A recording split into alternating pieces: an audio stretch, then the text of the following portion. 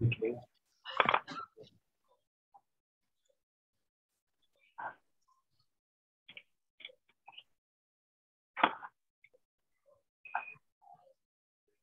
Pak Robi, bisa kita mulai ya Pak Robi ya? Oke, Oke ya. siap. Oke. Selamat malam Pak Robi dan teman-teman semua. Kita bersyukur ya untuk Pak Robi yang bisa berjalan bersama kita dalam 3 kali pertemuan ini, bagikan pembelajaran, belajar bertumbuh dalam peran kita sebagai pemimpin di gereja lokal Sirkus di KKA Makassar. Sebelum kita akan mulai, kita akan doa dulu. Teman-teman kita untuk kita dalam doa. Ya, baik teman-teman, kita berdoa. Tuhan Yesus yang baik, malam ini kami datang kepadamu dengan ucapan syukur, karena Tuhan sudah menolong kami melewati hari ini, pagi, siang, sampai malam ini. Terima kasih untuk semua berkat-berkat yang boleh kami nikmati, kekuatan, kesehatan, damai sejahtera, sukacita, bahkan juga pertolongan demi pertolongan ketika kami membutuhkan pertolongan. Terima kasih Tuhan, malam ini juga kami bersyukur karena kami boleh berkumpul bersama dengan teman-teman majelis dan secara khusus Pak Robi di tengah-tengah kesibukannya masih mempunyai waktu untuk kami boleh membagikan, mengajar kami di dalam kepemimpinan khususnya di gereja. Kami mohon pertolongan Tuhan, khususnya roh hikmat Tuhan menyertai Pak Robi dan kami semua, sehingga pembicaraan malam hari ini benar-benar boleh menginspirasi kami, boleh menolong kami, bagaimana seharusnya kami menjalankan tugas fungsi kami sebagai pemimpin-pemimpin gereja. Terima kasih, berkatilah pertemuan ini dari awal sampai selesai. Dalam nama Yesus Kristus kami berdoa, amin. Amin. Silakan Pak Robi.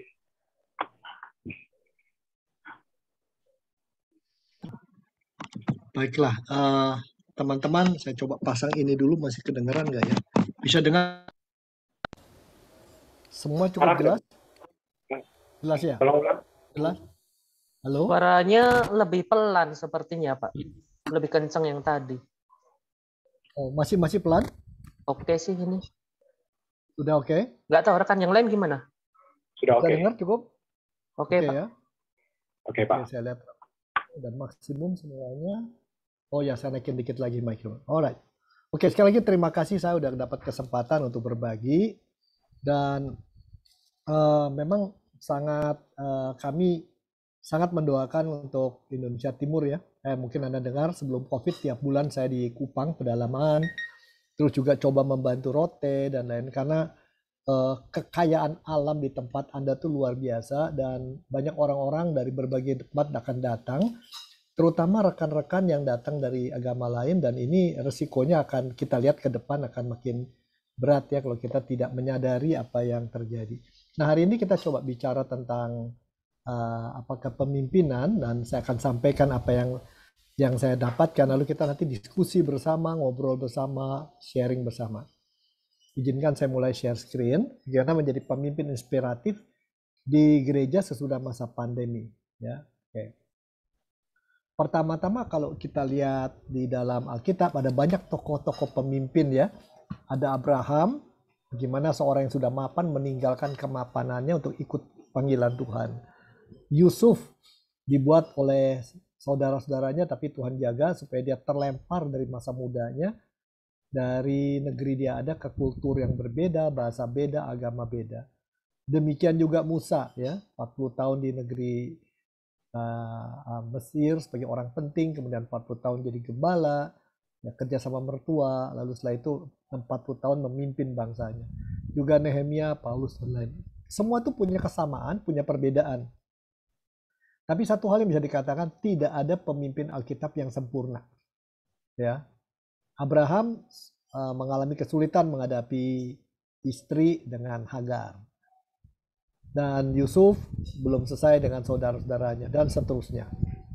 Tapi mari kita akan belajar hari ini, apa sih inti kepemimpinan?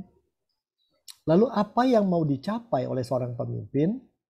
Apa bedanya punya hasil, punya manfaat, dan punya dampak? Lalu gimana dampak spiritual atau inspirasi yang diharuskan?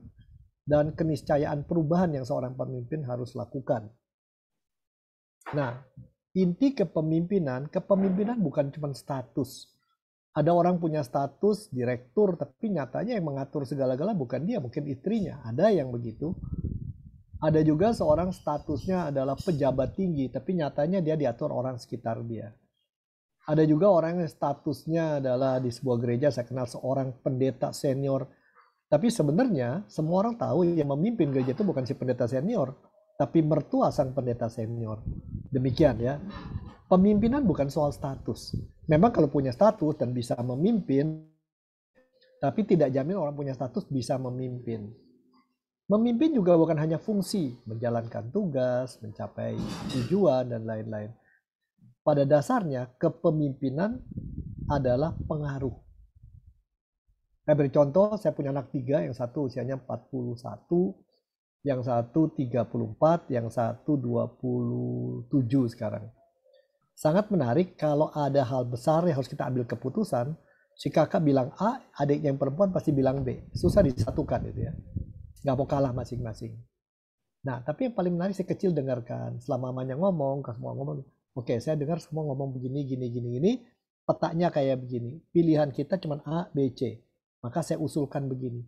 Biasanya usulannya akan diterima orang. Karena dia punya pengaruh besar. Juga kalau dia katakan, Ma, ini barang mama ya.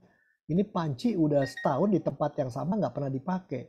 Kalau pendapat saya barang udah 6 bulan nggak dipakai, udah kasih orang aja. Buat apa barang banyak-banyak di rumah. Kalau mama nggak lakukan apa-apa, dalam sebulan saya bersihkan ya, saya angkut. Dan itu terjadi, mamanya nggak nanti nggak diurus. Satu hari mamanya pergi camp gereja, ketika pulang isi rumahnya hilang separuh. Dia bagikan ke orang-orang yang kebetulan rumahnya lagi kebakaran di belakang rumah, baju segala macam dia berikan. Rumah lebih lega. Saya nggak marah, saya bilang ini dia melakukan apa yang saya nggak berani gitu ya. Dan istri saya juga jadi serba salah, udah kejadian gitu ya. Dan ini orang susah, dia lebih butuh dari kita. Nah, inilah pengaruh. Dan memang si kecil itu di negeri mana dia ada, dia di komunitasnya selalu memimpin ya. Di tengah orang kulit hitam, di tengah orang Indonesia, di tengah orang Tionghoa selalu memimpin. Inti kepemimpinan adalah punya pengaruh nggak? Anda punya pengaruh nggak? Kalau Anda tidak punya pengaruh, tidak diberikan orang kepercayaan untuk punya pengaruh, ya Anda bukan pemimpin. Walaupun statusnya pemimpin. Itu cuma pemimpin bayangan atau cuma wayang gitu ya. Pemimpin adalah seorang yang punya pengaruh dan terasa. Menjadi pemimpin adalah kesempatan ikut Tuhan lebih dekat. Kenapa demikian? Kalau kita tokoh-tokoh Alkitab demikian. Karena seringkali pemimpin harus menghadapi kondisi yang lebih sulit dari orang biasa. Ketika dia pakai pengaruh untuk hal baik, banyak tentangan. Ketika dia melakukan pengaruh untuk menolong orang, pasti banyak juga ejekan. Ketika dia gunakan pengaruh untuk menghadapi bahaya, banyak orang juga mengata-ngatai dia. Karena itu, seringkali pemimpin akan mengalami situasi dia menyadari batas kekuatan dia. Pemimpin sejati sering menghadapi kenyataan, saya ini nggak bisa sebenarnya. Ini di luar kemampuan saya. Saya buka ruang buat Tuhan. Itulah dia akan lebih merasakan kedekatan dengan Tuhan. Kalau pemimpin tidak merasa kedekatan dengan Tuhan, tidak sering merasa takjub, tidak nyaman dengan Tuhan, tidak mencari rindu dekat Tuhan, berarti dia mungkin cuma manajer gitu ya. Nah, dipanggil untuk memimpin berarti menghadapi banyak kesusahan. Kalau pemimpin nggak pernah ngadepin kesusahan dan selalu sukses, itu bukan pemimpin, mungkin pemimpi. Hidup sukacita, selalu foya-foya, mati masuk surga, itu ada di dunia impian. Tokoh-tokoh Alkitab tidak demikian. Elia, Nehemia, bahkan Tuhan Yesus juga ngadepin kesusahan. Pemimpin dan kesusahan adalah dua kata saudara kembar katanya. Nah, tapi satu lihat ya, jadi pemimpin berarti dipanggil ikut Tuhan. Dia di depan, kita di belakang. Dia jalan cepat, kita jalan cepat. Dia diam, kita diam. Karena itu satu anugerah. Kita akan kenal Tuhan lebih banyak dari orang lain. Jalan di belakang, terus bergerak. Dan ini jelas juga dari mana kita ada dan mau kemana kita pergi dan mana yang harus ditinggalkan. Ini adalah berkat-berkat indah yang Tuhan berikan bagi seorang pemimpin. Jadi itulah sebabnya kalau orang pemimpin tidak bergerak dari dulu sampai sekarang begitu aja, lalu dia pernah tidak mau meninggalkan sesuatu, tidak jelas arahnya pergi kemana, orang kemana dia ikut saja, dia bukan pemimpin, dia masih pemimpi. Sekali lagi pemimpin seringkali mendapatkan kesempatan ikut Tuhan lebih dekat, lebih bergantung pada Tuhan. Dia seringkali harus mengikuti jalan Tuhan walaupun dia nggak suka. Dan terus bergerak artinya belajar terus. Dan tahu apa yang mesti ditinggalkan. Nambah hal baru, buang hal lama. Dan tahu arahnya. Nah, untuk ini saya mengajak Anda, Badi kalau dipanggil untuk memimpin, sebenarnya kalau dilihat kata tadi, semua dipanggil untuk berubah. Ketika Petrus dipanggil oleh Tuhan, ikutlah aku, jadi penjala ikan, dia jadi berubah, tinggalin kapalnya, dan nggak bisa semau-maunya lagi. Dia. Ketika Abraham dipanggil Tuhan, dia dipanggil Tuhan hidup dalam keadaan tidak menentu. Ketika Nehemia merasa tergerak untuk melakukan sesuatu Tuhan, demikian. Jadi ini adalah kesempatan ikut anugerah Tuhan lebih penuh, ikut jalan di belakang dan terus bergerak. Anugerah itu artinya apa? Kita dimungkinkan mengalami perubahan dalam pola kerja, pola pengelolaan, hubungan kita dengan orang lain polanya. Ya, jadi seringkali pemimpin itu jadi frustrasi dan salah, bahkan jadi hambatan dari organisasinya, karena dia mulai ingin mengubah orang dan mengubah gereja. Tapi tidak menyadari dia perlu diubah dulu. Dia harus minta selalu tiap hari, Tuhan apa yang harus kuubah tentang diriku. Itulah lihat Yusuf. Bahwa perubahan yang tadinya jadi anak yang cuma bisa beragama, yang dekat bapaknya, suka cerita buruk dengan saudaranya, lalu nggak tahu, tidak peka, sampai saudaranya benci, semakin benci dan amat benci kata firman Tuhan. Dia menjadi orang yang berubah. Bahkan orang susah pun ditolong. Kenapa Tuhan ingin kita berubah? Supaya dengan kita berubah, makin banyak orang kan terinspirasi mengalami perubahan. Dan akibatnya menerima anugerah Tuhan secara lebih penuh. Jadi entah jadi Anda majelis, hamba Tuhan, atau kalau di itu pendeta muda, kalau di GBI atau apa. Begitu orang mengalami banyak perubahan karena kehadiran Anda. Orang merasa anugerah Tuhan lebih penuh setelah berada sekitar Anda. Di situ Anda benar-benar sudah berperan sebagai pemimpin. Kalau tidak begitu, kita cuma jadi manajer atau pengelola gereja. Nah, ini mesti kita sadari ya. Nah, mengapa kita harus terus berubah? Tadi dikatakan. Dulu orang hidup di zaman pengumpul, dan pemetik. Semua tersedia di alam, tinggal metik aja. Kemudian jadi petani, di sini mulai menggarap. Ya, menggarap tanahnya, ada bagian dia, ada bagian tanah. Tapi di era industri, dia semakin harus belajar mengatur waktu, tenaga, dan lebih baik, efektif dan efisien. Di dunia digital, terjadi perubahan lagi yang lebih besar. Kalau kita nggak berubah, dan mental kita kayak era pengumpul dan penetik, kita akan ketinggalan, dan bukan ketinggalan. Kita jadi menghambat apa yang Tuhan ingin capai. Orang tidak sadar ya, terutama di gereja, banyak sekali gereja saya lihat, tidak bertumbuh padahal dia punya uang ada, orang yang pinter-pinter, tempatnya besar, dan dikenal orang. Itu gara-gara pemimpin ini penghambat.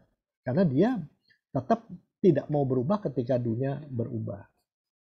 Nah, juga ketika gereja masih baru kita ditawal perintisan, cara kita memimpin beda dibanding ketika kemudian sudah mulai bertumbuh. Waktu mulai bertumbuh mungkin ngajak beberapa teman. Makin berkembang ada lingkaran dalam. Ketika sangat puncak, pemimpin yang baik udah punya sistem, anak buahnya yang kerja, dia bisa cari pekerjaan lain yang lebih luas. Dan ketika tidak ada perubahan gerejanya, terjadi stagnan dan menurun, dia harus memikirkan cara. Pemimpin di tiap langkah, di tiap periode, cara memimpinnya beda. Ini dia, cara memimpinnya beda gitu ya. Nah, pertanyaannya kalau tadi dibilang pemimpin adalah pengaruh, dari mana sumber pengaruh pemimpinan? Apa kaitannya dengan orang? Jadi pertama-tama, kita tidak mau dipimpin orang kalau orang yang memimpin kita tidak punya kelebihan. Anda diajak, ayo saya pimpin Anda naik gunung. Lalu kita tanya, Bapak pernah naik gunung belum? Belum pernah. Ngapain? Kita hanya mau dipimpin orang yang punya kelebihan, yang punya lebih pengalaman. Dan di dalam gereja ya, atau kalau orang bilang, yuk kita belajar sekarang untuk belajar menata keuangan kita. Nah kita lihat, kamu sendiri keuangan kamu gimana? Punya utang, bagaimana kita percaya sama dia gitu ya. Seorang harus punya kelebihan. Dan kelebihannya membuat orang percaya. Timbul kepercayaan. Kalau orang memberikan dia kepercayaan, maka dia punya pengaruh. Jadi pengaruh sumbernya adalah dari kelebihan kita. Nah, kelebihan apa yang kita miliki? Nah, nggak semua kelebihan cocok. Kalau Anda di tengah preman, Anda paling jago berkelahi, itu kelebihan itu diakui. Tapi kalau kelebihan berkelahi itu dipakai ke gereja, itu bukan jadi kelebihan. Malah Anda dijauhi orang. Nah, kalau di gereja tentunya kelebihannya apa? Nah, ini kita lihat ya. Kelebihan apa yang buat kita diterima sebagai pemimpin? Nah, ini barangkali pilar pemimpin spiritual.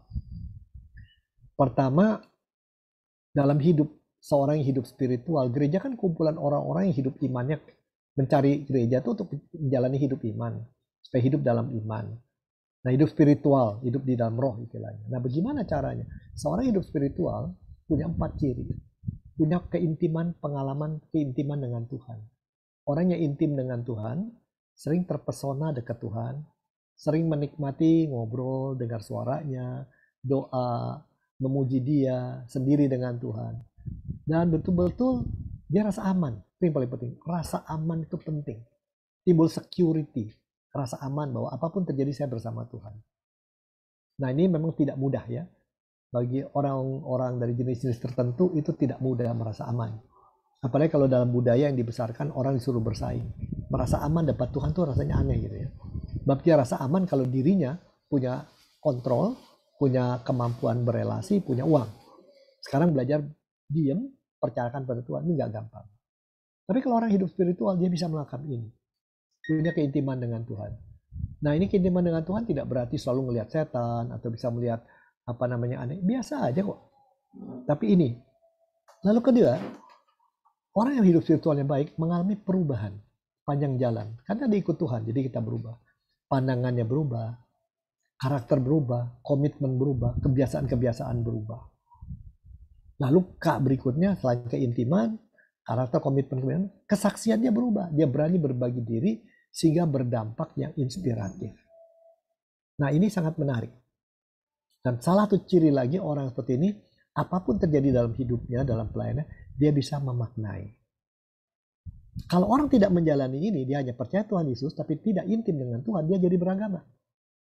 Dia berdoa, dia minta tolong, dia berbuat baik, dia ikut ritual, sehingga dia bilang kalau sekarang sudah lakukan yang baik bertuhan, tentunya dapat berkat dong.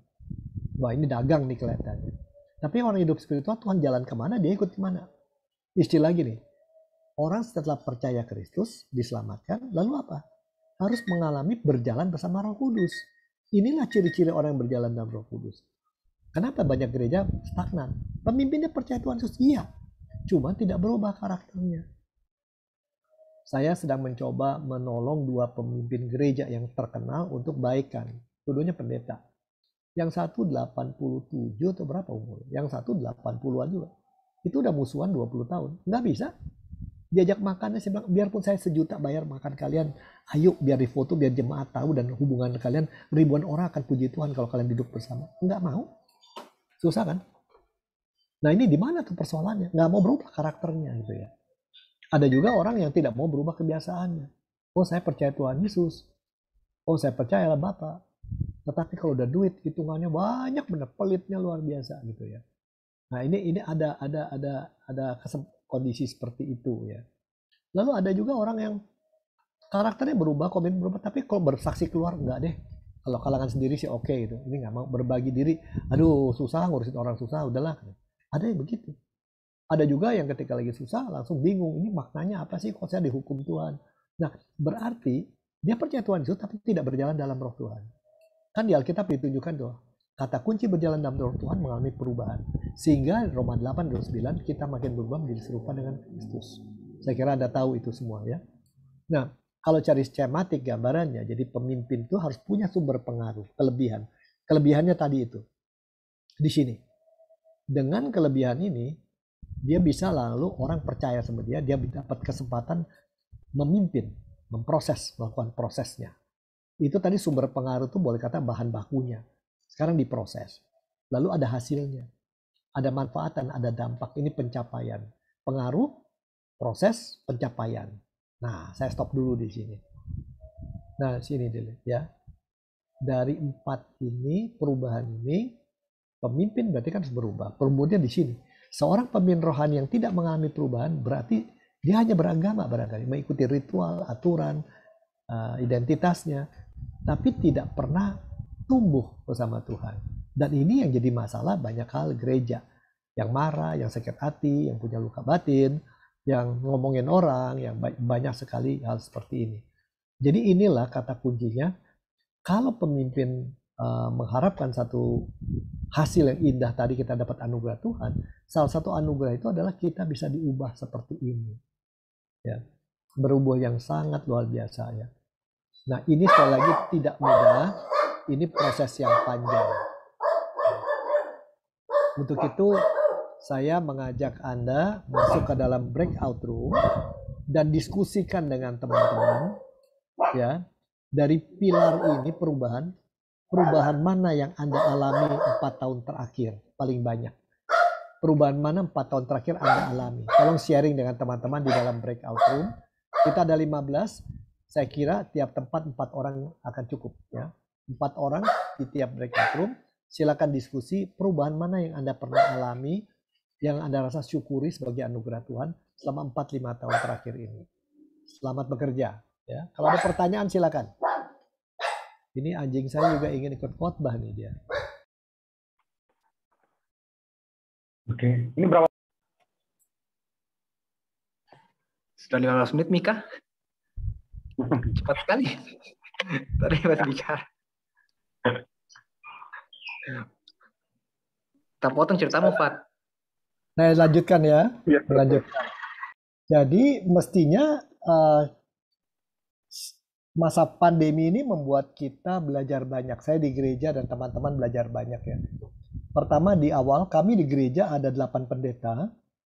Gereja itu Tuhan berkati dari mulai dengan 70 orang, sekarang 4.500-an lebih gitu ya. Dan selama pandemi ini malah nambah ya. Keuangan juga nggak ada masalah. 8 pendeta itu yang memimpin kami adalah seorang berusia 42 tahun. Nah, jadi kalau saya mau pergi atau seperti saya lakukan sekarang, saya minta izin biasanya gitu ya. Kita dikoordinasi begitu dan kita respect dia. Dan di awal pandemi dia kata ini masa di mana Tuhan menyuruh kita istirahat nih. Masa jeda. Masa istirahat sebentar. Dan itu sangat benar yang dia katakan tuh ya. Dalam masa jeda kita menyadari hidup ini kami banyak kematian ya. Minggu lalu 3, minggu lalu sebelumnya 3, dan anggota majelis yang meninggal juga ada. Itu mengejutkan ya. Jadi barangkali kalau kita hitung jumlah kematian kami 70 keluarga sih ada ya. Kami alami itu. Nah, ini yang paling menarik adalah di situ masa pandemi ini orang banyak mengungkapkan. Jadi kami itu lebih capek kerja karena ada seperti pembinaan kayak gini. Lalu broadcast tiap minggu. Kita punya namanya Sapaan Gembala, ya, Getian.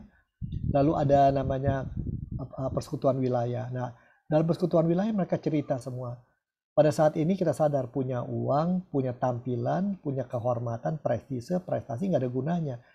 Yang paling penting di sini betapa pentingnya keluarga. Saat jeda ini kita ketemu istri sama suami tiap hari 24 jam di rumah ya. Baru tahu bahwa dia daster udah 2 minggu nggak diganti, dia pakai terus. Dulu kita nggak tahu tuh istri kita, kalau kita pulang aja kelihatan cantik. Sekarang ternyata dasternya nggak diganti-ganti.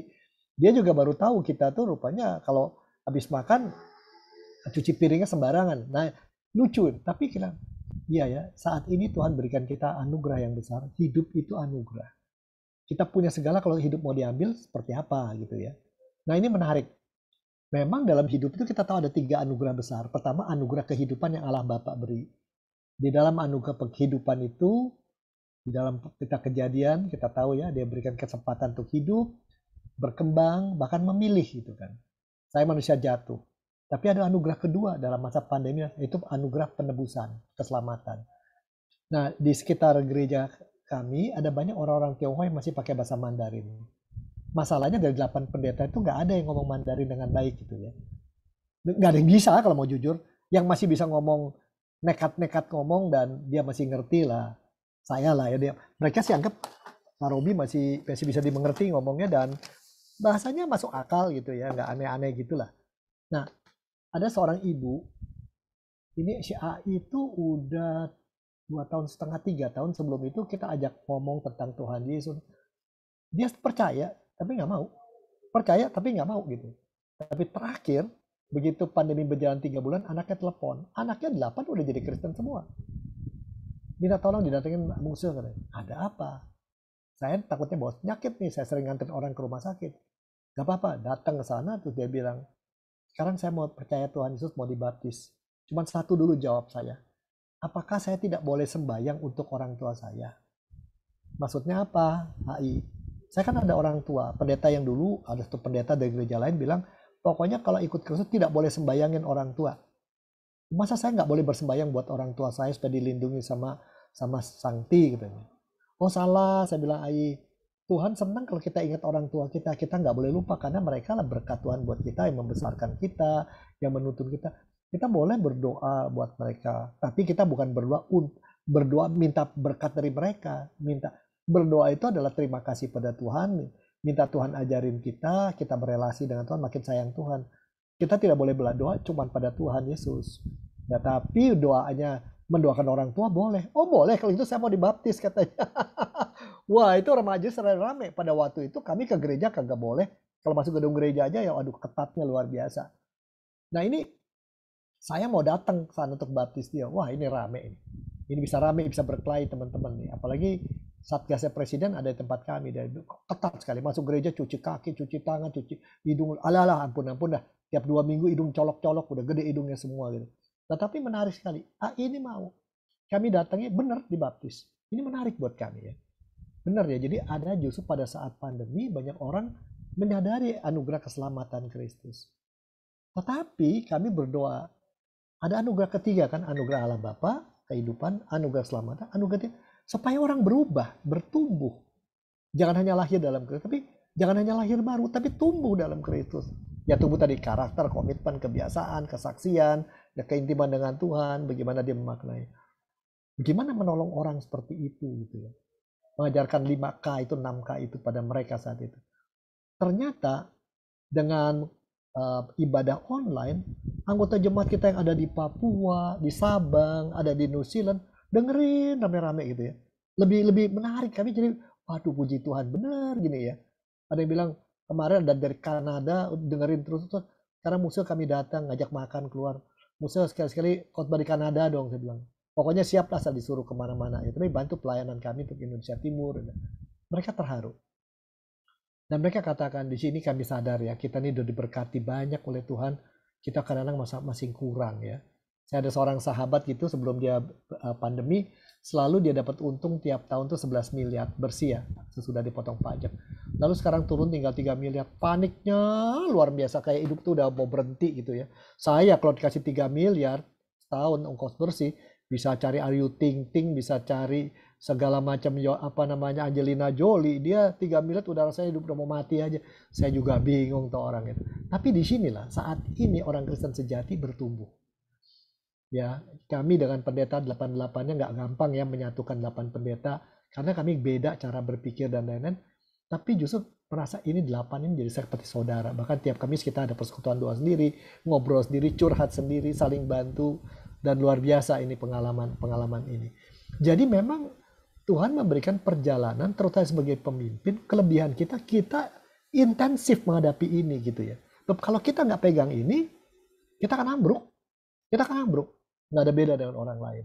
Nah, jadi sekali lagi, kita nggak bisa jadi pemimpin atau punya sumber pengaruh kalau kita sendiri tidak punya inti kepemimpinan, yaitu Tuhan izinkan dekat sama dia. Inilah keuntungan seorang ini ya. Memang kalau bicara apalagi kalau menjadi hamba Tuhan ya, itu tidak mudah. Saya memimpin 2 hamba Tuhan dalam menulis tesis mereka. Yang satu ini pedagang besar, dia mau tinggalkan segala mau jadi hamba Tuhan. Saya bilang, you pikir ulang ya.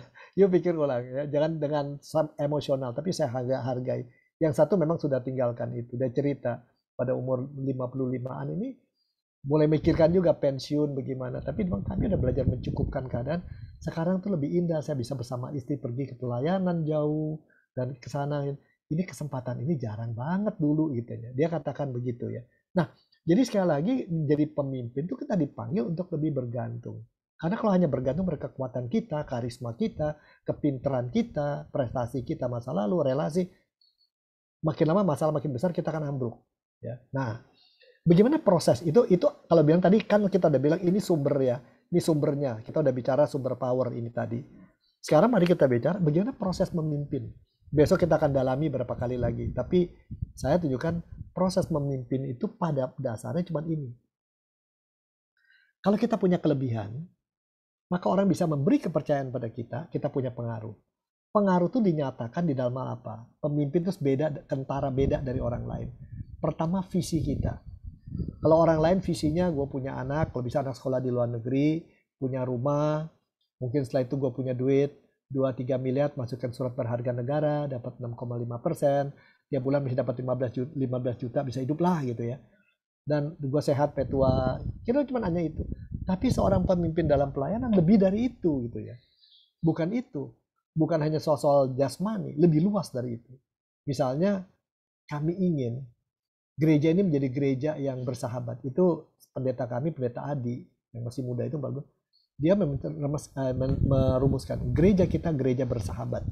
Maksudnya apa? Setiap orang yang datang merasa kita sahabat dia, diterima seperti sahabat. Kenapa bisa begitu? Itu hanya nomor satu, kita harus menyadari kita harus jadi sahabat pada diri kita. Jangan nganggap jelek diri kita, jangan ngata-ngatai diri kita, sakit hati sama diri sendiri. Lihat kita berharga di mata Tuhan. Kita bisa bersahabat dengan diri kita, tahu kelemahan kekuatan, karena kita sudah merasakan jadi sahabat Tuhan. Dan dengan dasar itulah, maka kita melatih satpam untuk sopan, santun, senyum, juga tata usaha, semua pendeta. Dan pada satu hari setelah saya turun khotbah, seorang wanita datang. Pengen bicara Pak Pendeta. Begitu masuk saya lihat dia pakai HP yang harga 30-40 juta. Kemudian lihat giwangnya, ini giwang nggak murah nih, 200 jutaan nih. Juga kalung. Ternyata dia istrinya seorang pimpinan faksi DPR. Kalau saya sebut namanya Anda juga tahu lah. Orang yang terpenting di Indonesia sesudah Gus Dur. Tapi dia udah bilang, Bapak tahu nggak saya udah ke gereja Bapak ini udah selama 2 tahun. Kenapa? Satu hari saya main golf, saya lihat ibu-ibu keluar jam 6 pagi kok mukanya gembira. Kemudian hari baru saya tahu mereka 2 pagi ya. Dan ibu itu kok ada beberapa orang dari suku saya, Jawa Timur. Maka satu hari saya nyeluduk masuk, dengerin kebaktian, ikut-ikutan.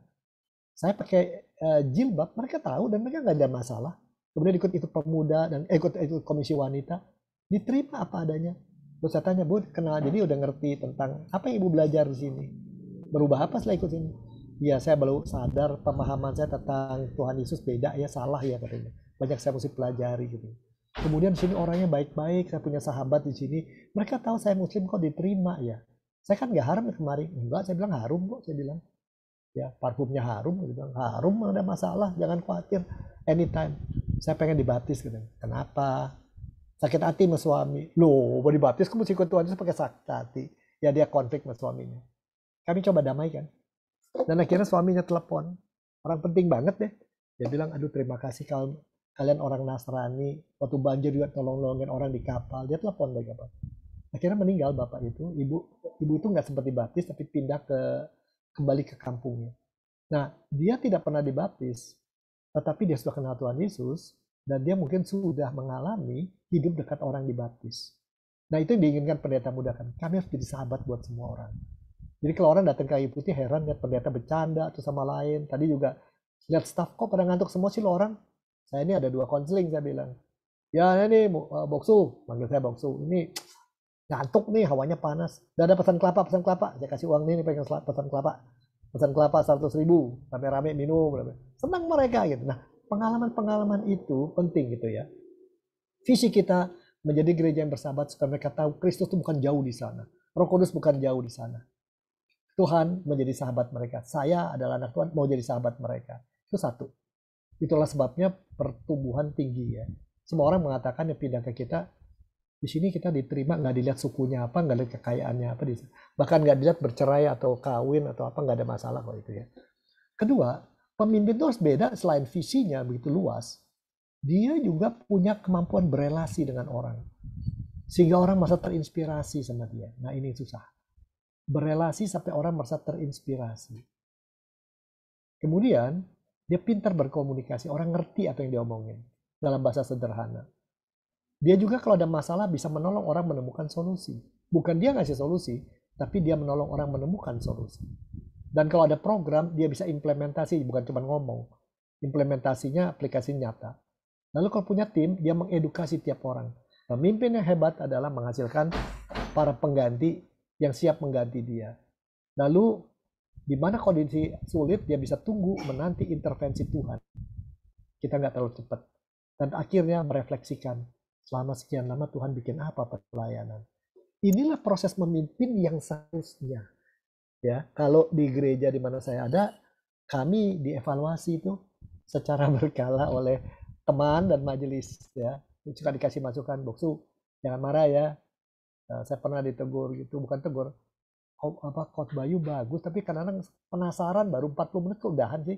Kenapa sih pendek banget? Saya bilang, apa orang mau dengar lama-lama? Kalau Boksu mau katanya ada kesaksiannya, ada petunjuknya. Ini kadang-kadang belum selesai, saya baru mikir udahan. Oh gitu, saya bilang. Oke, nanti perbaikilah, saya tambahin. Ya gitu ya. Juga soal berelasi. Putri saya pernah mengkritik saya. Papi berelasi banyak orang yang dekat ya Papi ya. Tapi Papi sadar nggak? Umumnya yang dekat itu wanita-wanita yang cantik. Hah? Masa sih saya kok nggak sadar? Anak saya ngomong gitu. Katanya istri saya, bener. Enggak. Bukan wanita yang cantik dekat kamu. Wanita yang pinter. Karena mereka merasa didengarkan, dipahami. Oh rupanya gue pinter ya? Enggak juga sih, justru karena lu nggak pinter itu mereka senang ngomongnya, kata istri saya sih gitu. Saya ketawa aja lah. Jadi saya bilang kalau gitu gue mesti hati-hati, gue mesti lebih banyak ngomong sama pria dong ya, jangan hanya Ayu Ting Ting dan kawan-kawan gitu. Nanti agak repot gitu ya. Ya tapi ya itu masukan selalu ada dan kita nggak marah. Kita kan nggak tahu ada yang kita lakukan. Satu lagi mengedukasi tim. Anak saya bilang kerja sama Babe itu paling susah. Kenapa? Cepatnya berubah dan agile gitu ya. Apa namanya luas banget. Ya Bapak si Louis sudah bisa 3 langkah di depan, kita terbirit-birit pasti 8 langkah di belakang.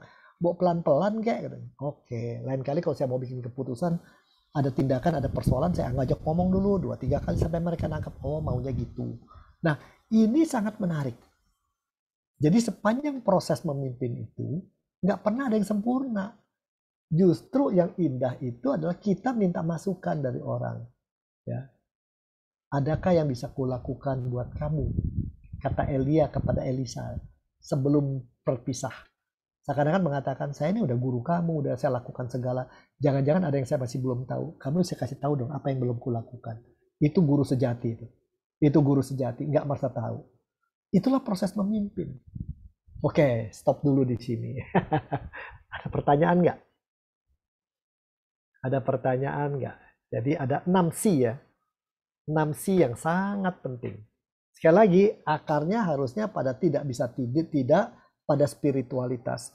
Kalau spiritualitas kita tidak baik, kedekatan kita sama Tuhan nggak baik, dan kita nggak mau berubah, nggak mungkin kita akan punya kelebihan yang orang terima itu ya. Oke, saya stop dulu di sini. Ada pertanyaan?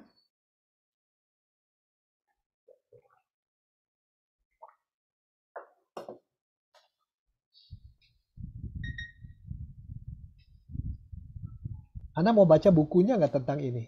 Kalau ada yang mau baca bukunya, tolong kasih tangan gitu, tanda tangan gitu. Nanti saya kirimin deh. Saya kirimin bukunya memimpin diri dulu, memimpin diri dan memimpin tim. Kalau mau, kalau boleh nanti saya pesankan, saya kirim langsung ke Mas Hasar. Nggak usah bayar, tenang-tenang aja. Pokoknya saya ingin Anda dapat buku itu dan bagikan ke sekolah Jeffrey. Masih ada, kamu bukunya masih ada, sama masih banyak di toko bukunya. Daripada dia nggak laku, karena yang datang juga ke mall jarang, mendingan saya yang beli kirim ke Anda gitu ya. Kalau mau baca gitu ya. Ada pertanyaan sampai saat ini? Ada yang mau tanya? Apa cukup jelas? Oke. Nah, kalau cukup jelas, mari masuk breakout room lagi, tapi breakoutnya dibagi 2 kali ini. Dibagi 3. Diskusinya 1. Yang bikin pemimpin suka berklaim pemimpin, si yang mana? Ya, coba boleh dibagikan bahannya yang tadi sudah saya kirimkan, bagi pada setiap peserta. PowerPoint sudah. Boleh dibagi ya. Nah, menurut pendapat Anda, dari semua si itu yang membuat pemimpin suka berklaim pemimpin yang mana? Silakan masuk ke dalam ini lagi, saya yang bagi dah ya. Saya bagi ke dalam 3 kelompok kali ini ya. Di create.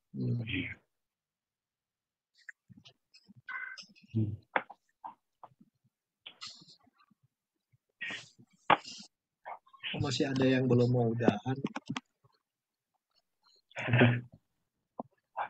Sudah semua ya? Belum? Ya udah. Udah ya. Oke, kok tinggal 13 orang ya? Oh ya, memang 13. Oke, dari percakapan tadi saya tangkap di beberapa kelompok sama. Yang paling susah tuh diam-diam menyatukan visi, tapi kita nggak pernah ngomong visi itu apa gitu ya. Nah ini menarik ya. Jadi kelihatannya kalau ribut tuh persoalan kita sampai bentur tuh karena cara komunikasi. Saya punya komunikasi kalau bicara suka agak berputar sedikit, tapi saya punya istri kalau ngomong to the point. Punya duit nggak? Gitu. Kalau saya nggak itu. Kamu kebutuhan terpenuhi semua, ada sisa apa nggak gitu kira-kira ya. Nah, tapi ini kan masalahnya kami nggak pernah ribut gede kalau soal itu karena kami punya visi yang sama. Apa yang ada pada kita, kalau ada orang susah itu berarti orang itu Tuhan yang kasih, Tuhan lagi ngetes kita gitu loh. Kita ngelihatnya begitu. Jadi nggak pernah berkelahi soal itu. Bahkan pada satu hari kami punya cerita lucu seorang pendeta kecelakaan masuk rumah sakit, dia nggak punya asuransi. Waktu itu belum ada BPJS. Istri saya datang duluan, seluruh uang tabungan dia dikasih ke sana. Dia pikir saya punya uang tabungan. Saya datang 2 jam kemudian dengar ceritanya si pendeta dan istrinya, kasihan. Saya kasih tabungan saya sepenuhnya. Harapan saya istri saya ada. Padahal 15 hari berikutnya kita mesti bayar uang pangkal untuk anak saya sekolah ke UI. Begitu sampai di rumah, kasihannya, iya kita doain, udah doa, terima kasih Tuhan biar uang kami berikan berguna buat dia. Begitu amin, doa saya udah nggak nyaman nih, ini doa yang nggak nyaman. Saya tanya, uang kami, lu udah ngasih ke sono? Iya, gue juga ngasih. Walau ini gimana nih? Wah, hantu menti ini. Gitu. Kita ketawa ya. Akhirnya dia bilang udah tenang, gue tanganin gitu ya. Ya kita punya bank betulan ya. Kami punya keturunan punya bank besar, lebih besar dari BCA. Namanya BMI. Belum pernah ya, BMI. Bank Mertua Indah. Nah itu tempat kami berlari ke mertua. Nah, tapi kami punya visi yang sama, jadi gampang. Kalau visinya beda, tunggu dulu. Ngomong boleh manis, tapi karena impiannya. Nah, kita mau bicara gereja mestinya visinya gimana sebagai pemimpin di tengah dunia pandemi ini, sesudah pandemi ini. Barangkali ini perlu kita bicarakan ya.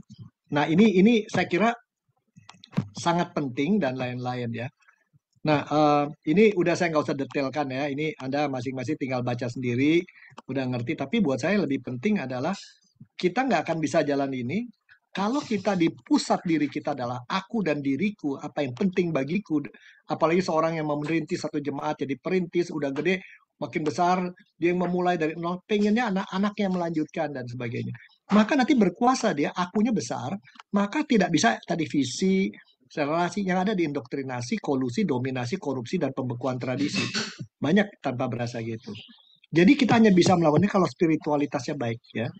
Nah, problem kita adalah, tadi kita bilang, kita punya sumber pengaruh, udah tahu kan, proses udah tahu, itu yang mesti dipelajari. Ya. Tinggal bagaimana mencapainya. Ada faktor yang kita mesti hitung, ada faktor eksternal di masyarakat, ada faktor internal di gereja. Ini mempengaruhi semuanya. Ini sangat mempengaruhi semuanya. Contohnya ya, faktor eksternal, lihat dunia masa kini.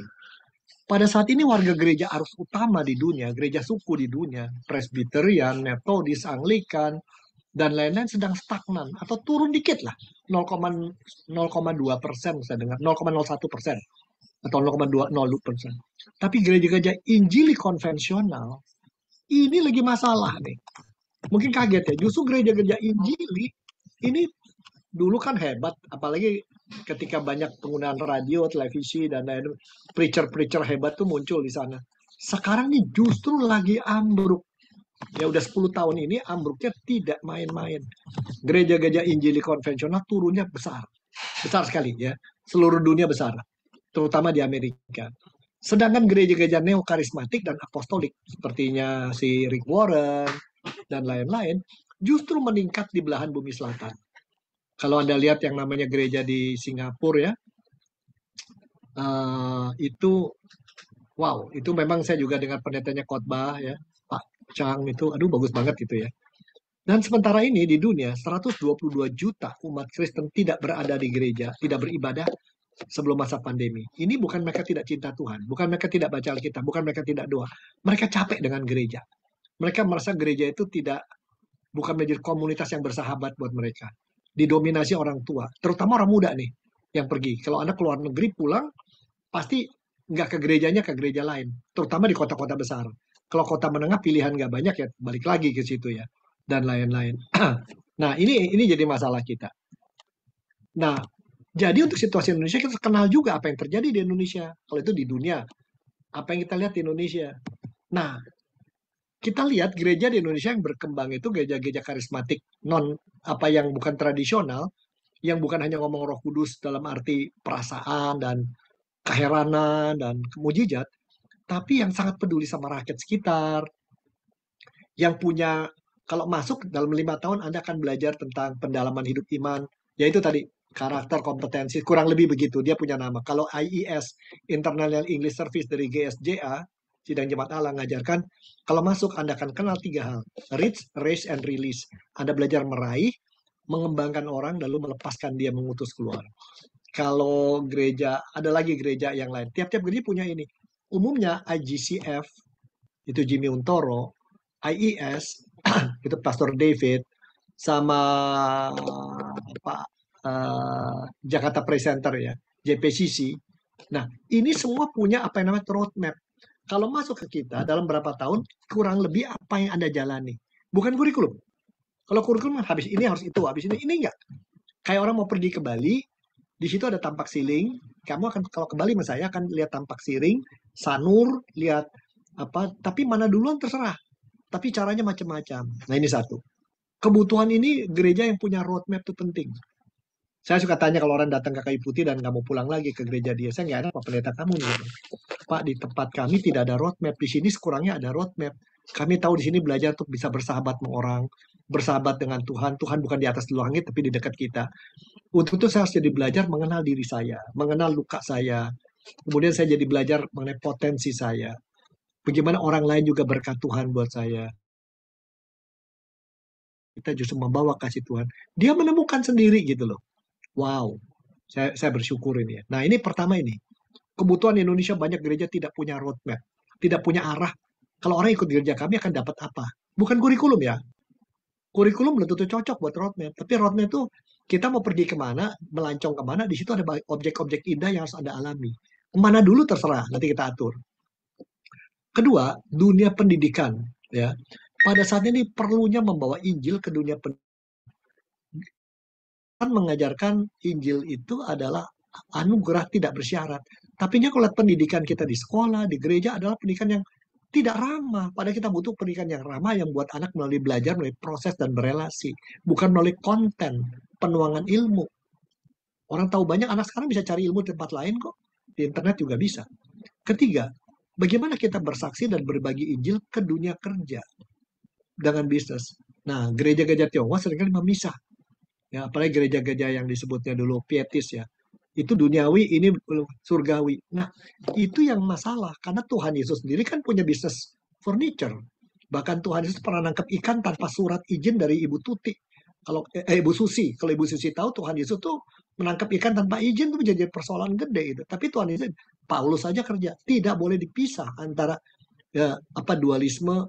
Jadi kalau saya berlibat satu gereja yang punya koperasi. Di koperasi itu, bangun pagi kita ditanya oleh gereja itu. Ini persekutuan besar ya, ratusan orang. Hari ini mau ngerjain apa? Ada 18 kerjaan ditaruh di papan tulis. Oke, saya mau ikut nyangkul tuh 80 meter. Saya ambil 30 meter, saya nyangkul. Ini cangkulnya, dia bilang itu traktornya. Oke, itu poinmu 12 gitu ya. Kamu mau ngerjain apa? Jadi tiap pekerjaan ada poinnya, kita ngerjain. Nanti hasilnya, akhir tahun dikumpulin, bulan tuh hasil bulanan dikumpulin dibagi ya. Hasil tahun itu pernah satu hari mereka punya sekitar 200 miliar ya. Dan mereka berdoa bersama bersepakat ini duit dipakai untuk Afrika Selatan sama Afrika Utara karena kita cukup gitu ya.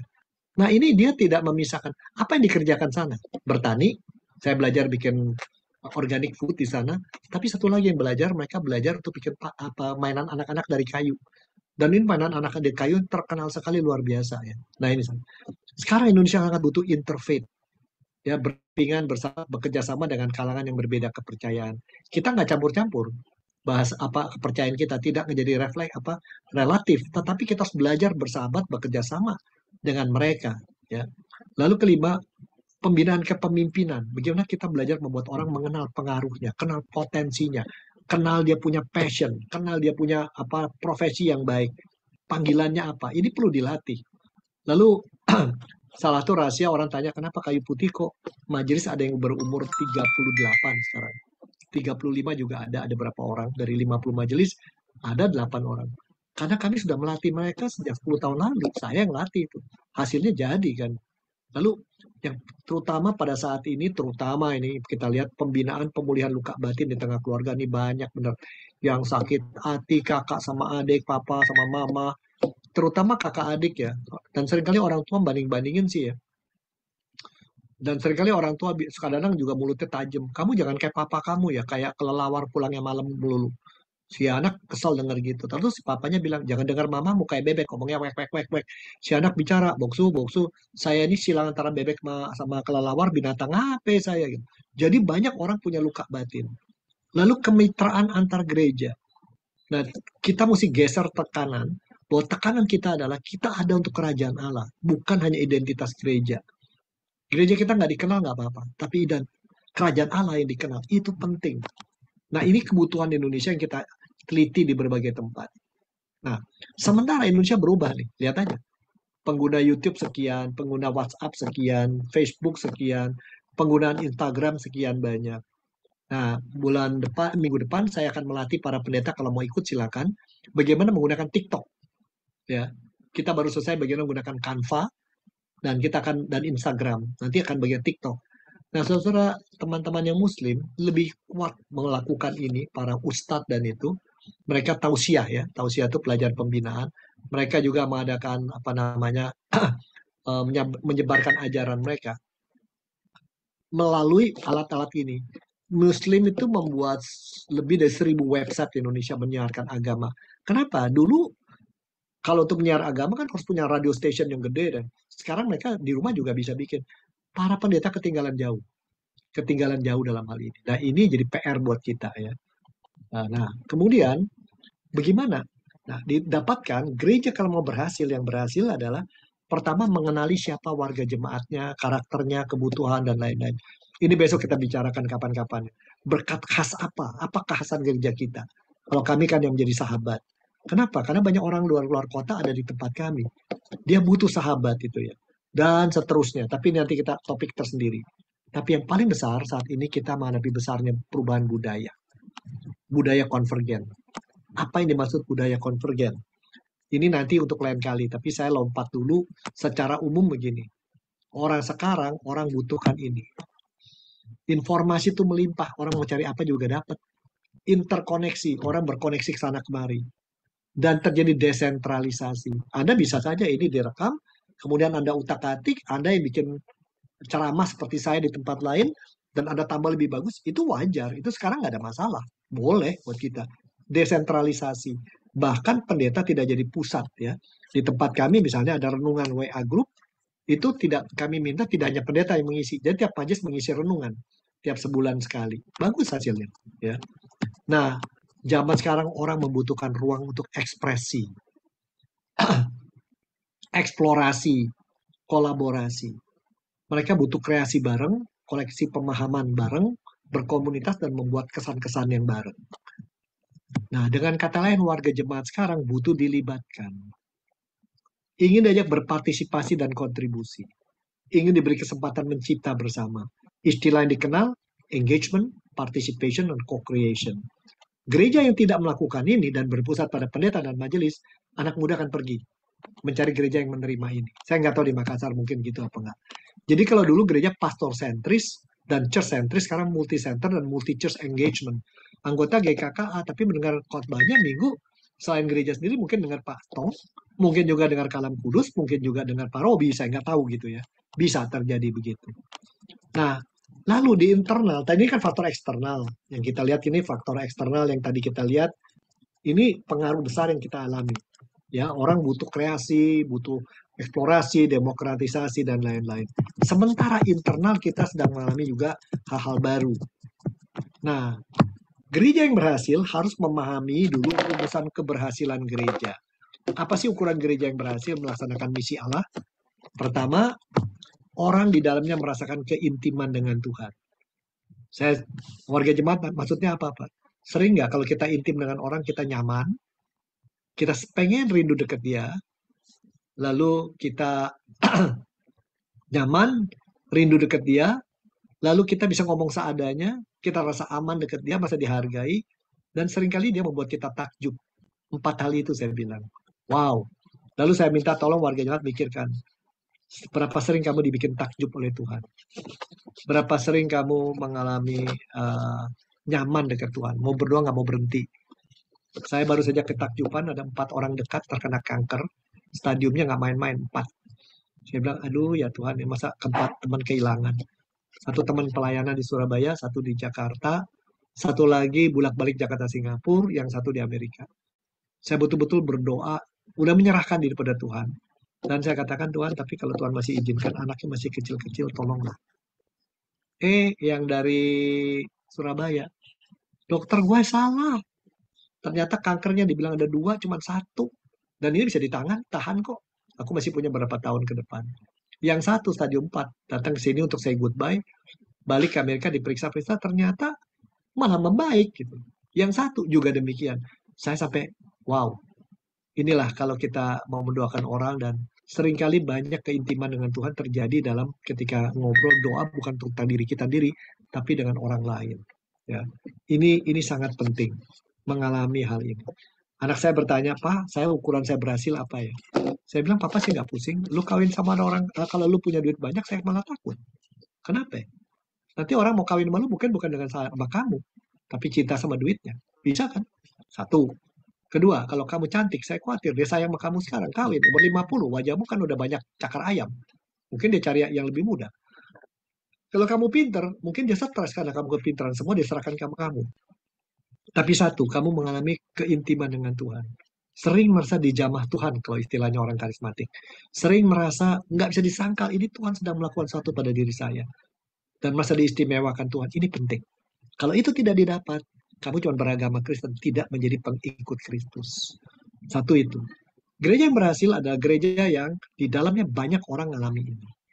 Nah, kedua, perubahan diri. Gereja yang berhasil, banyak orang di dalamnya mengalami perubahan yang luar biasa. Dan saya mengenal orang-orang yang mengalami perubahan ini. Baru-baru ini ada orang yang 3 tahun lalu kena kanker, bisnisnya gede, di tengah proses dia memperbaiki kanker berapa bulan, dioperasi, dia udah nyerahkan diri pada Tuhan, sampai dia sembuh. Ketika pulang, perusahaannya tuh boleh kata dijarah. Teman 20 tahun ngambil duitnya, dia duit ratusan miliar hilang begitu aja. Dia mau fight sama lawyer juga, ya dia udah nanda tanganin sesuatu gitu. Tapi dia bilang, sekarang saya ya sekedar bisa bisnis kecil, tapi saya bahagia, anak-anak dengan istri dan saya, dan betul-betul kita rasakan setiap hal dari Tuhan. Dulu saya nggak rasa gitu, karena saya gede banget. Wow, banyak orang-orang di kami yang begitu ya. Itu buat saya adalah, wah, nggak sia-sia dah melayani dia gitu. Kita pun belajar untuk lebih sabar, belajar tidak khawatiran ya. Kalau pendeta dengan kekhawatiran tuh biasa ya. Sebab banyak hal yang orang umum punya, kita belajar nggak punya kan. Ya, soal uang, soal kesehatan masa depan, soal kita belajar, udah percayakan deh. Sampai sekarang Tuhan tolong saya di masa lalu, sekarang di sini masa depan enggak. Ini perlu kita mengalami, mengamati. Lalu dampak inspirasional.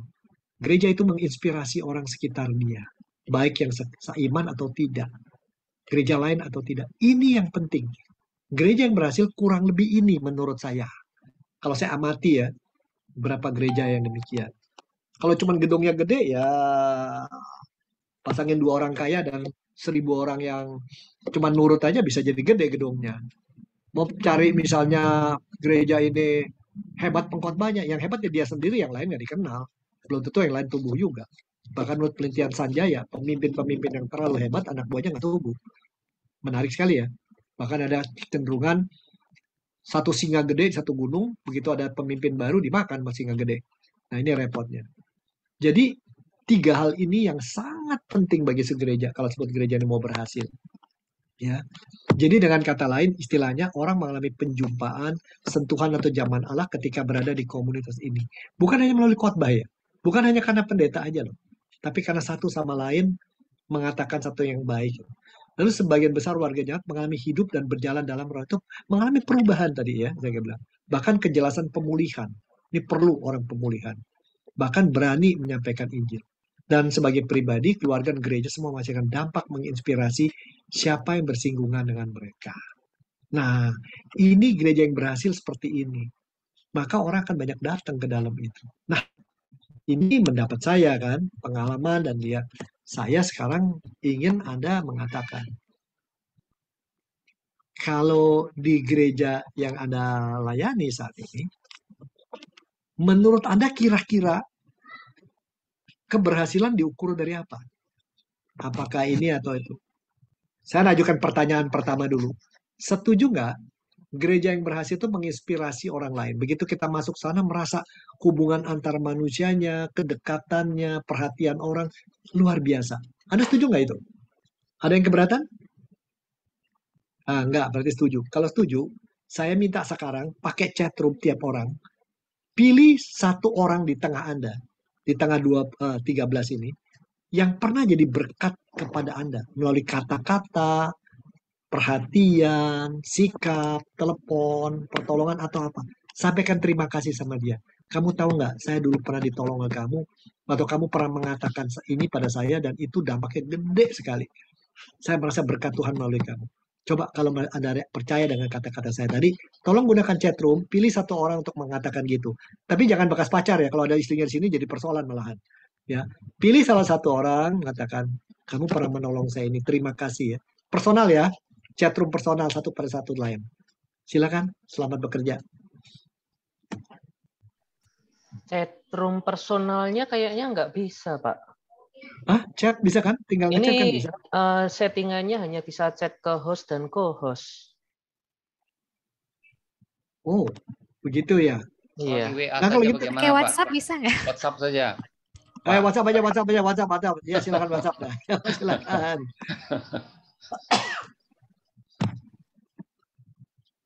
Kalau boleh kelompok ini bikin WhatsApp grup, saya dibagi. Nanti kalau ada buku-buku bagus atau apa, saya bisa kasih jadinya. Ya.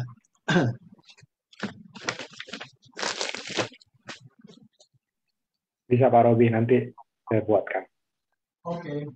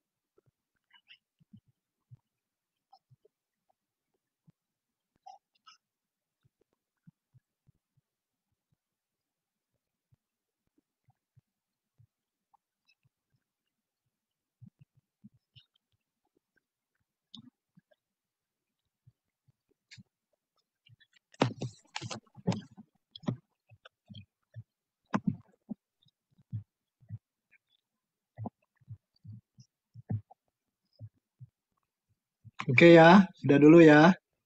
Nah, saya harap isinya terima kasih ya Cong. Dulu ketika saya patah hati kamu menghibur. Misalnya gitu ya.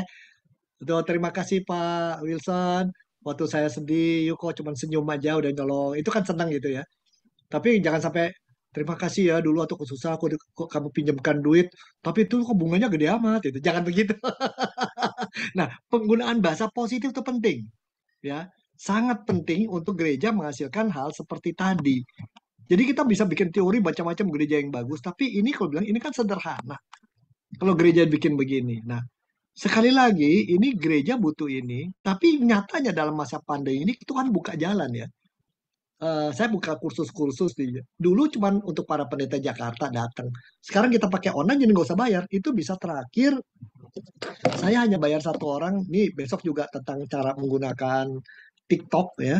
Saya menggunakan satu orang, kali ini Muslim ya, wanita Muslim yang sering ada di sekitar gereja. Lu ngajarin ya, para pendeta mau Pak katanya. Saya cuma bisa kasih kamu 1,5 juta. Oke Pak, 3 jam ya, 2,5 jam ya. Itu bisa ikut sampai ini buka pendaftaran aja udah 35 orang. Perkiraan saya ini akan 90 gitu ya. Jadi sebenarnya kita gereja sedang dibuka oleh Tuhan kesempatan meraih jauh ya, menjangkau banyak. Bukan secara ragawi, berapa yang datang ke kebaktian, bukan. Berapa dengar firman Tuhan. Banyak gereja gagap ya. Ada yang mungkin kalau begitu nanti kita bikin komunitas kebaktian ragawi onsite sekaligus di streaming keluar. Cuman kalau onsite-nya 2 jam, orang streaming tuh udah ke WC dulu, keluar lagi, makan lagi, ya. Dengerin belum kelar-kelar, orang bosen gitu ya. Tapi dengerin pakai cuma di rumah, dengerin pakai celana pendek doang lagi ya. Terus lebih problem kita juga ada digital quotient antara pendeta sangat beda. Ada yang tertinggal ya, belum tahu jadi follower, YouTuber, reviewer. Tapi di Katolik itu sekarang yang jadi Uskup Agung Semarang, dia punya followernya tuh 70.000 orang ya setahu saya ya. Gile itu orang. Saya sendiri pernah melalui bara, satu potongan bara didengar 122.700 orang. Wow. Wah, ini saya bisa bilang sama perusahaan, kalau mau pakai iklan kasih tahu saya ya, bayar. Bercanda saya gitu ya.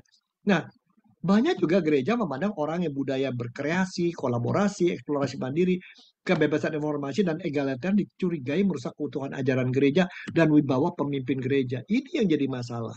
Padahal nggak selalu, orang-orang sekarang anak muda lebih pintar kok, tahu batas, tahu diri gitu ya. Bahkan kita mesti belajar dari mereka. Nah, itu gereja yang berhasil begitu. Kalau yang setengah berhasil apa? Gereja di mana orang taat pada ritual, etika kesalehan, pengajaran gereja, serta puas pada gereja yang terutama nambah sarana dan program serta pelatihan organisasi. Terutama program gue banyak gitu ya. Oh, gedungnya gede, pendeta kami hebat gitu ya. Tapi kedua, gereja yang kayak begitu, warga jemaatnya percaya Tuhan namun tidak mengalami perubahan tentara. Udah lahir tetap jadi anak kecil itu istilahnya. Papinya yang nangis gitu, tuh anak kayak gitu amat. Yang ketiga, sebagai pribadi keluarga gereja tidak menghasilkan dampak menginspirasi ke masyarakat sekitar. Jadi garam meja tidak jadi garam dunia ya. Bahkan saya baru saja mengalami situasi yang sangat menyedihkan di sebuah lembaga pendidikan teologi ya. Ternyata saya temukan ada banyak pengajar berbohong ketika diperiksa oleh, sekarang kan pemerintah memeriksa ya, cara kita menyiapkan pelajaran, cara kita menyiapkan program. Dia ngebohong, matanya nggak ngedip lagi. Itu kebohongan depan banyak orang. Kok bisa ya ngebohong itu ya? Saya sampai nggak bisa berdosa nih pendeta begitu. Itu kenapa? Karena dia rasa ya kita kan ngadepin dunia ya pakai cara dunia di gereja lain lagi tangan Tuhan. Ini nggak bisa. Memecah begitu membuat membatasi kuasa Roh Kudus hanya ke gereja sendiri. Jadi gimana? Lain kali kalau kita akan belajar, PR besar kita sebagai pimpinan gereja adalah menolong orang mengalami titik balik dalam Kristus, bukan titik bolak-balik. Lalu dia mengalami keintiman dengan Tuhan, mengalami perubahan karakter, perubahan komitmen, perubahan kebiasaan dan luka diri, perubahan kemampuan dia, dan perubahan kesaksian. Caranya gimana? Ada yang pakai mengajarkan konten atau ajaran, misalnya tentang titik balik dalam Tuhan dan perubahan kemampuan dan kebiasaan, ini mungkin bisa pakai ini. Tapi barangkali untuk menolong keintiman dengan Tuhan, harus belajar dalam praktek bersama. Jadi belajar tuh bisa konten, bisa belajar dalam komunitas. Ada share and care group. Jadi grup kecil ya. Share and care group tuh grup kecil, di mana kita bukan KTB. Orang bisa sharing cerita, bisa berbagi, dan lain-lain. Nah, ini perlu. Lalu ada yang sebutnya namanya live group. Ya, kalau ICS namanya live group. Lalu ada experiential learning, belajar sambil praktek bersama. Saya tidak lupa ketika pemuda kita di Makassar bersama pemuda lain, camping bersama ya di Tadeang waktu itu ya. Tahun berapa tuh Cong ya? Itu berapa orang ngomong sama saya, masih ingat Pak kita camping bersama. Aduh saya tersentuh ini, saya tersentuh. Baik orang yang melatih maupun dilatih, itu pengalaman itu indah. Bagaimana saya ditegur Tuhan, ada yang bilang, pada itu saya selalu ragu. Jadi bersama-sama dalam satu praktek ini penting gitu. Kita di tengah mereka. Tapi yang gereja tidak lakukan adalah one-to-one mentoring. Mentoring satu orang demi satu orang. Jadi tiap orang harus ada satu mentor dan satu orang harus jadi mentor orang lain. Kalau ini bisa dibuat, maka keempat itu 4 kaki pertumbuhan iman di sana. Jalan masuknya, roadmap-nya adalah ini. Nah ini lain kali kita bicara gereja mana yang sudah berhasil melakukan itu dan bagaimana memulai hal ini. Oke, waktu saya sudah berakhir dan masih ada 10 menit untuk tanya jawab. Ini semoga nggak terlalu banyak ya dalam ini sebenarnya karena waktu kita ini saya berikan ini perlu banyak percakapan bersama Anda. Jadi saya berikan kesempatan meresponi, menambah, mengurangi. Nggak setuju juga boleh, nggak apa-apa. Ya silakan. Kalau ada pertanyaan, respon. Kenapa ada diem di sini ya? Apa mesti dibuat aturan? 2 penanya pertama masing-masing dikasih $200 gitu ya barangkali itu mungkin akan lebih menolong gitu ya. Ya kira-kira. Kalau dolar nggak mau ya udah renminbi boleh juga gitu ya. Nah, ada pertanyaan silakan.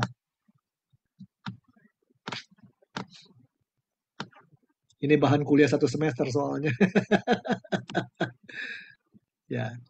Ada yang mau tanya? Oke, kalau nggak ada yang tanya, kita ngobrol. Tolong kita hidupkan dulu semua. Coba apa yang Anda dapatkan malam hari ini yang buat Anda berkesan. Kita mendengar ceritanya masing-masing, ya. Kita mulai dengan Ibu Jane. Ibu Jane, apa yang Anda dapatkan malam hari ini? Kalau dia bilang nggak ada, ya nggak apa-apa. Saya cari sate babi untuk menghibur diri. Iya, Nah, Pak, saya oke. bersyukur sekali ya malam ini bisa mendengarkan Bapak berbicara langsung ya lewat materi ini. Memang saya masih banyak belajar ya, Pak ya. Tapi ini selama beberapa waktu ini sebenarnya saya masih agak penat dan jenuh. Tapi malam hari ini saya kayak disegarkan kembali gitu ya. Oh, syukur. Mengenai tentang visi, terus mengenai tentang bagaimana pengaruh kita terhadap orang lain, khususnya saya ini Betul. ada di sekolah.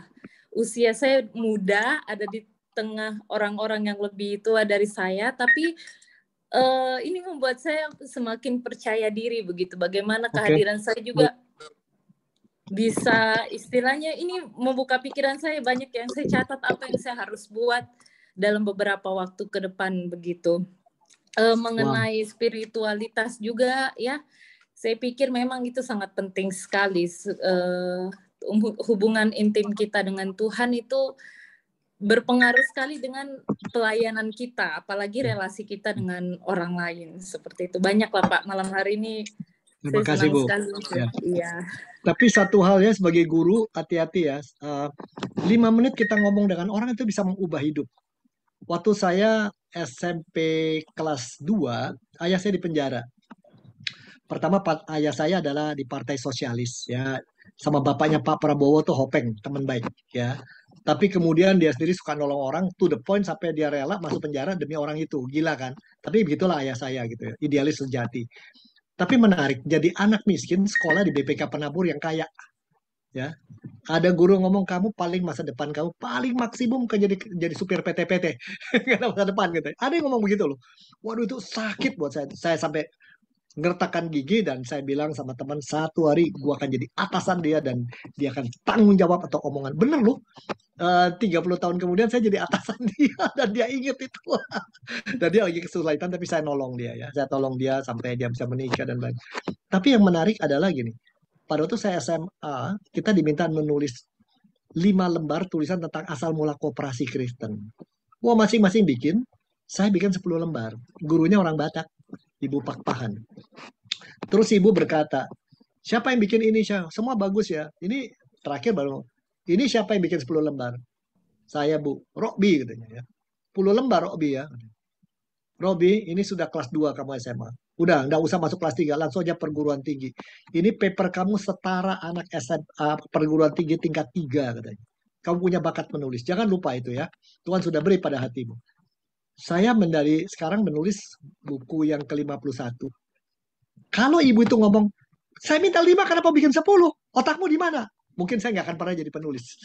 Sepotong 5 menit yang ngomong, dampaknya besar. Juga ini pendeta seringkali dilakukan begitu ya. Saya kemarin ketemu seorang pendeta di sebuah gereja di Jawa Timur. Dia jemaatnya membesar dan dia juga hebat. Dia bilang, Bapak ingat 20 tahun lalu Bapak bilang apa tentang saya? Supaya kegalauan saya diganti dengan sukacita. Itu tepat sekali, Pak.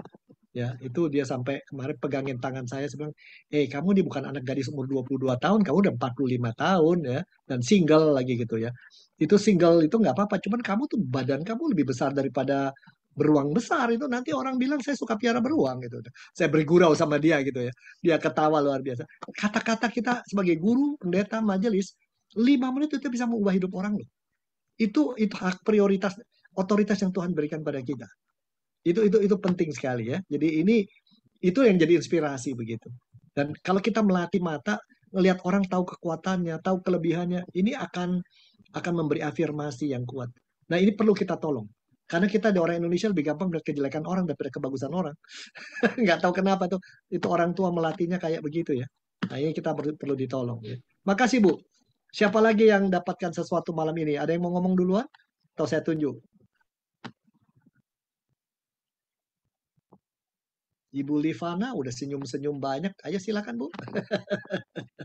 Dapat apa malam hari ini? Terima kasih Pak Robi untuk sharingnya malam ini. Dari 44 slide ya. Ya, ternyata maksudnya saya melihat sebagai gereja dan pemimpin itu sangat banyak yang bisa kita lakukan untuk memberi pengaruh pada orang gitu loh. Di setiap bidang, bahkan dalam kehidupan kita, dan saya tertarik melihat ternyata banyak hal mungkin gereja kami belum eksplor sampai ke sana gitu. Dalam hal apa tadi yang coaching melalui konten, ada begitu banyak cara gitu untuk memberi pengaruh gitu kepada jemaat dan di luar jemaat gitu. Dan itu sih yang saya. Terima kasih. Itu sangat penting ya Bu, yang Ibu katakan sangat penting. Saya lihat ada banyak gereja yang baik seperti gereja Anda, punya uang orang, uang semangat. Cuman karena nggak ada coaching, kurang satu kaki, meja kurang satu kakinya nih. Dan itu kita pakai istilah kita multi level mentoring, MLM.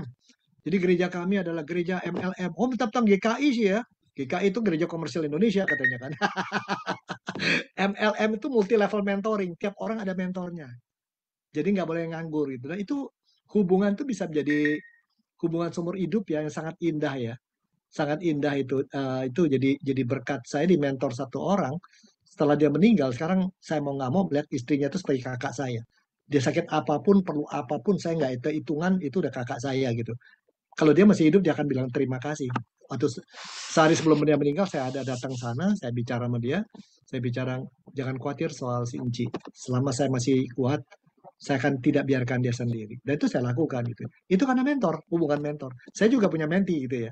Nah itu barangkali, for your information, bulan depan Kayu Putih, GKI Kayu Putih dengan teman-teman berbagai gereja akan membuat kursus mentoring 4 kali datang setiap hari Selasa. Jam 7 waktu kami ya, jam 7 sampai jam 9. Jadi buat waktu Anda udah malam banget, tapi nggak apa-apa lah. Duduknya di aroma aja gitu, aroma labakan gitu kan. Jadi agak segar dikit gitu ya. Atau di pantai gitu. Sudah lama ke Makassar ya. Kangen juga. Oke, terima kasih. Satu lagi Pak Roni barangkali mau sharing Pak Roni. Iya Pak Robi, makasih materi malam ini. Makasih sudah membakar kembali. Saya pribadi sih bersyukur melihat Pak Robi, kan memang Pak Robi ini senior secara usia, tapi concern akan youth dan concern akan digitalisasi gitu.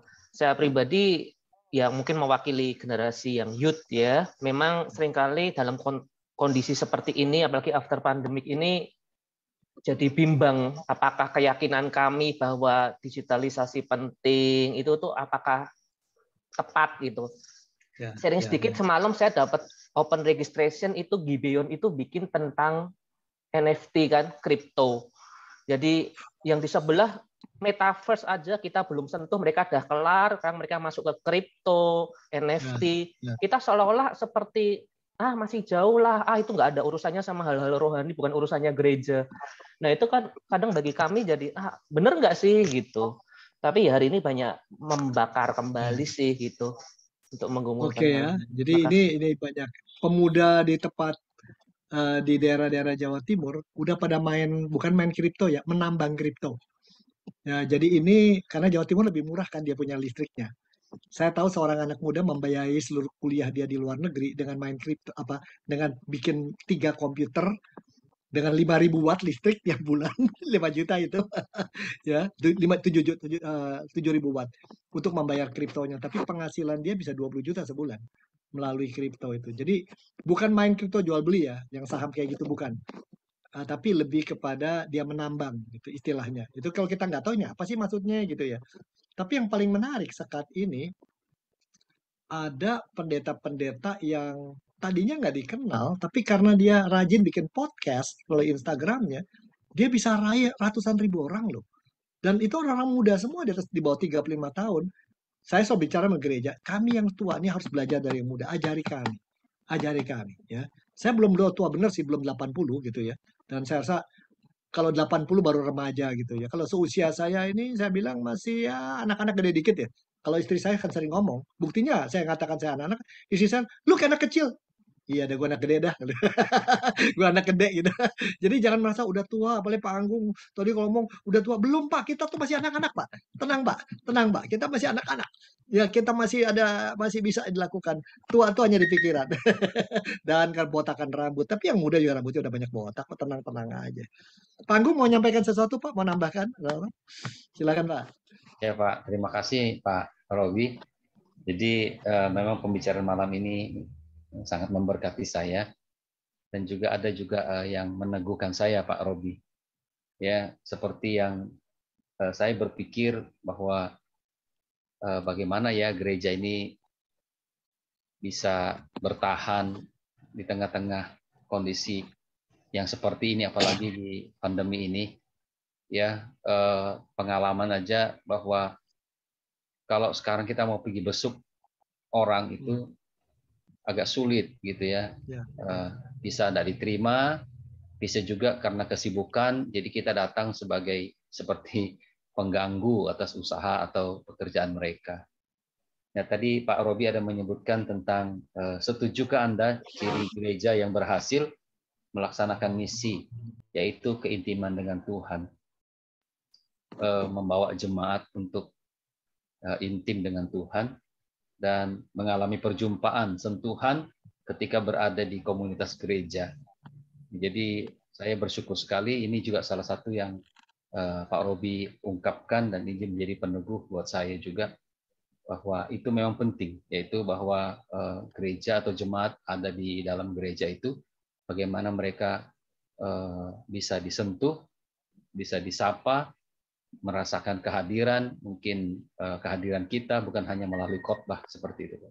Nah, itu yang sangat memberkati saya. Terima kasih Pak Robi. Terima kasih Pak. Juga kita dengan anak-anaknya kita bisa belajar dari anak-anak kita dan lain-lain. Dan memang ini tantangan berat ya. Misal contoh gini, kalau gereja yang biasa kebaktian 1,5 jam, sekarang udah pandeminya surut, apa balik ke situ lagi? Berarti peralatan-peralatan untuk jarak jauhnya nggak dipakai buat apa? Tapi kalau misalnya dia bilang, oh kami mulai lagi kebaktian seperti biasa, lalu streaming sekaligus dipancarkan. Tapi kebiasaan biasa 1,5 jam. Siapa yang mau duduk melototin 1,5 jam, diem aja, nggak ada yang mau gitu loh ya. Nonton film aja bisa bosan kalau begitu kan, minum dulu atau apa. Nah sebaliknya, kalau lalu gerejanya kebaktiannya dikurangin deh, jadi 55 menit. Ini di Jakarta ada Gereja Baptis Kristen Jakarta. Di Surabaya Gereja Darmo Satelit. Itu tidak lebih dari 55 menit seluruh kebaktian. Khotbah juga. Pendetanya jadi menyederhanakan khotbah. Saya waktu bikin itu, auzubillah. Wah, itu semalaman ngarberesin khotbah jadi singkat padat tapi menarik gitu ya. Tapi udah kelar, iya ya, ini ibadah yang bagus ini. Ini ibadah yang bagus. Saya jadi belajar. Ada yang begitu caranya ya. Tapi ada yang bikin 2. Kebaktian biasa orang datang, malam pendeta bikin kebaktian online buat yang nggak mau datang. Tapi Majlis ribut. Kalau dia nggak datang, persembahan turun dong. Yang begitu-gituan, dia lupa pada QR, pakai QRIS kan udah bisa sekarang ya. Itu yang gitu-gituan. Lalu ada lagi yang bikin ada kebaktian tertentu yang online ada. Itu kita terus terang masih bingung kan mau gimana ya. Belum pemahaman Alkitab, persidangan majelis. Nah, ada sebuah gereja setahun tuh menghabiskan 1,3 miliar biaya apa? Makan. Sekolah minggu gurunya pakai makan. Sidang majelis pakai makan, remaja pakai makan, semua pakai makan. Begitu terjadinya pandemi, itu punya kelebihan 1 miliar setahun gara-gara biaya makan begitu ya. Jadi itu gereja benar-benar gereja makanan rohani dan gereja makanan jasmani, itu luar biasa banget itu ya. Nah, ini belajar hal baru gitu kan. Tapi kalau ke depan yang kita mau lihat, ya semoga 2024 lancar ya. Kalau ini Indonesia Timur ini punya PR besar loh, terutama Makassar. Anda adalah bersama Surabaya pusat yang Tuhan akan pakai menjangkau ke sana. Seperti Troas untuk menjangkau Makedonia. Kisah Rasul 16. Itu tugas Anda. Yang kami mungkin nggak bisa. Anda akan kenal daerah sana lebih dari kami. Anda lebih tahan banting Anda. Karena itu jangan sendiri. Mari kita bersama saling membantu. Ya, jadi kalau ingin baca buku-buku atau apa, nanti kasih daftarnya atau saya kirim ke Oktav aja ya nanti ya, dibagikan teman-teman apa yang bisa kami bagikan dengan senang hati. Kalau mau buku-buku yang ada digital ministry, mohon maaf saya sudah tinggal buku e-booknya. Ya tinggal e-booknya, nanti kami kirimkan e-booknya, Anda bisa baca, semoga menolong. Gramedia lagi minta bikin lagi, ini semoga muncul tapi bersama dengan 5 tokoh agama lain. Di situ saya baru belajar, buset nih orang Kristen ketinggalan loh kita. Jadi kita mesti belajar, awas loh, kita jangan main-main, kita ketinggalan ya. Nah, semoga malam ini menguatkan apa yang Anda lakukan tidak ada yang sia-sia. Ya, kehadiran Anda pun sudah akan menguatkan, ya tidak sia-sia. Mohon maaf yang lain belum sempat ngomong. Nah, semoga kalau malam ini kita sudah belajar bahwa memimpin itu kita sebenarnya berkati. Kita disuruh memimpin walaupun kita gagal. Saya sampai berkata, lebih baik saya gagal bersama Tuhan daripada saya berhasil lupa Tuhan. Itu kita diberkati. Kita diberkati dong. Saya kenal seorang pendeta yang biasa-biasa aja di satu jemaat. Berapa warga jemaatmu Pak? 30. Udah berapa tahun? 30 tahun. Dulu mulainya berapa? 30. 5 tahun lalu 30. Sekarang 30. Saya pikir, ya kalau orang Jakarta bilang moyong nih, orang males. Terus dia bilang, ngomong-ngomong itu anak sekolah minggu saya namanya Made Mastre. Waduh, saya dia Musa Made Mastre itu udah ratusan ribu orang ditolong sama dia. Terus dia sebut satu orang lagi. Waduh, jadi pendeta itu kelihatannya begitu rendah hati, sederhana, tapi sebenarnya dia berjalan dengan Tuhan lebih dari kita. Jadi ukuran jangan lihat jumlah, jangan lihat prestise atau apa, tapi lihat berapa banyak kita dibuat lebih makin rendah hati, lebih pasrah, dan lihat berapa banyak orang yang dijamah. Nanti kalau kita ketemu lagi, kita akan bicara how to lead. Ya, kalau memang ada tertarik untuk bikin kursus mentoring secara bersama-sama teman-teman, kami akan undang untuk ikut masuk join. Ini macam-macam gereja, jadi jangan kaget ya. Kalau ada di gereja itu nanti dari Katolik juga ada, GKY ada, Kalam Kudus ada, segala-gala. Nah, dengan senang hati, 4 kali, biasanya 8, itu tahap pertama, nanti tahap kedua, dipraktikkan dulu berapa bulan, belajar mementor orang, lalu kita lihat hasilnya. Ya, nanti setelah itu kita akan belajar juga, kita masih ada 2 kali lagi. Nanti ada lanjutannya, ini baru data awal saja. Semoga Anda diberkati dan keluarga diberkati. Terima kasih untuk kesempatan ini. Saya rindu untuk datang ke Makassar pada waktunya. Nanti kita cari waktu deh kalau udah semua aman. Pesawat terbang pertama kita ke sana gitu ya. Saya lupa salam untuk Aroma Labakang sama yang satu lagi itu. Itu luar biasa tuh ikannya ikan kukangnya sama itu apa lain-lain. Ya ada di sini cuma rasanya beda. Terima kasih. Terima kasih. Dong, saya serahkan kembali pada pimpinan. Terima kasih Pak Robi. Terima kasih rekan-rekan. Kita akan tutup ya pertemuan kita pada malam hari ini. Saya minta penginjil Budi bisa tutup doa.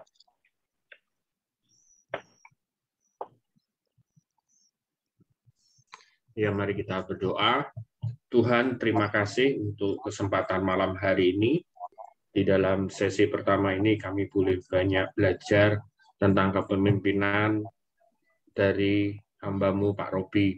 Terima kasih untuk semua yang sudah kami terima dan kiranya Tuhan juga besok memberkati kami di sesi-sesi selanjutnya.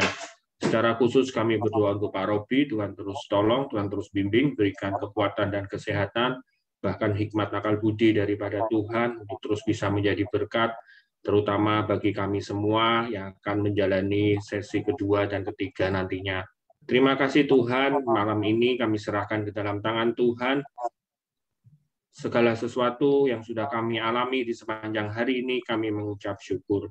Ini doa kami Tuhan, di dalam nama Tuhan Yesus, kami sudah berdoa dan bersyukur. Amin. Amin. Terima kasih Pak semuanya. Ya, Pak Robi. Saya minta diri. Terima kasih Pak sebagai- Robi. Terima kasih Pak Robi. Terima kasih. Selamat ya.